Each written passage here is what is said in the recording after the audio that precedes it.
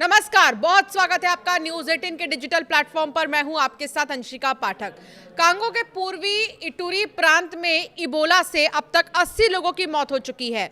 246 संदिग्ध मामले सामने आए हैं। विश्व स्वास्थ्य संगठन यानी WHO ने इसे ग्लोबल हेल्थ इमरजेंसी घोषित किया। हालांकि WHO का कहना है कि यह महामारी की कैटेगरी में नहीं आता। कांगो के स्वास्थ्य मंत्री सैमुअल रोजर कंबर के मुताबिक पहला मामला एक नर्स का माना जा रहा है, जिसकी 24 अप्रैल को मौत हो गई थी। जांच में तब तक इबोला के स्ट्रेन के 8 मामलों की पुष्टि हुई है। बता दें कि बुंडू बुग्यो स्ट्रेन के 8 मामलों की पुष्टि हुई है। बीमारी फिलहाल इतूरी प्रांत के बुनिया और रवामपारा और मोंगवालू इलाकों तक पहुंच चुकी है। कांगो में 1976 में पहली बार इबोला सामने आया था। ये देश में इसका 17वां मामला है।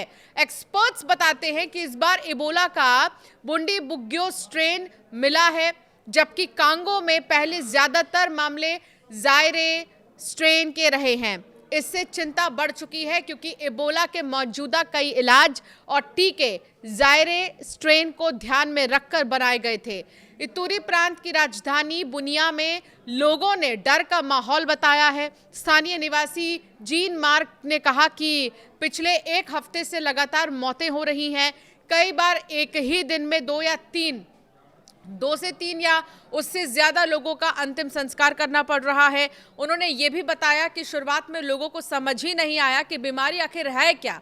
हालांकि बुनिया में बाजार और सार्वजनिक जगहों पर सामान्य गतिविधियां जारी हैं। पड़ोसी देशों में भी अब खतरा बढ़ रहा है। युगांडा में कांगो से जुड़ा इबोला का एक मामला सामने आया। संक्रमित मरीज की 14 मई को कंपाला के एक अस्पताल में मौत हो गई। बाद में शव कांगो वापस भेज दिया गया है। युगांडा ने फिलहाल किसी दूसरे स्थानीय मामले की पुष्टि नहीं की है। अफ्रीका की सार्वजनिक स्वास्थ्य एजेंसी ने युगांडा और दक्षिण सूडान में बीमारी फैलने का खतरा जताया। केन्या ने भी क्षेत्रीय आवाजाही को देखते हुए एहतियात बढ़ा दी है। सरकार ने इबोला की तैयारी के लिए अलग टीम बनाई है और सभी एंट्री पॉइंट्स पर निगरानी कड़ी कर दी गई है।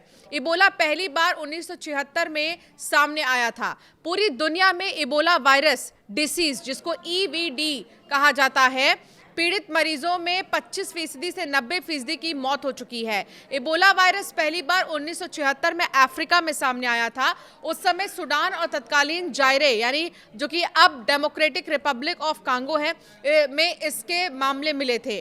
कांगो में जिस इलाके में ये वायरस मिला है उसके पास बहने वाली इबोला नदी के नाम पर इसका नाम रखा गया है। ये जानलेवा बीमारी संक्रमित व्यक्ति के खून, उल्टी और शरीर के दूसरे तरल पदार्थ के संपर्क से फैलती है। इबोला से सबसे ज्यादा प्रभावित देशों में कांगो शामिल है, जहां कई बार इसके मामले सामने आ चुके हैं। 2014 से 2016 के बीच पश्चिम अफ्रीका में फैला इबोला इतिहास का सबसे बड़ा प्रकोप था। इस दौरान 11,000 से ज्यादा लोगों की मौत हो चुकी थी। बाद के वर्षों में वैक्सीन और इलाज विकसित होने से हालात संभालने में मदद मिली, लेकिन अलग अलग स्ट्रेन सामने आने पर चुनौती बढ़ जाती है। ऐसे ही हंटा वायरस की भी बहुत चर्चा हो रही है कि हंटा वायरस भी धीरे धीरे पैर पसार रहा है।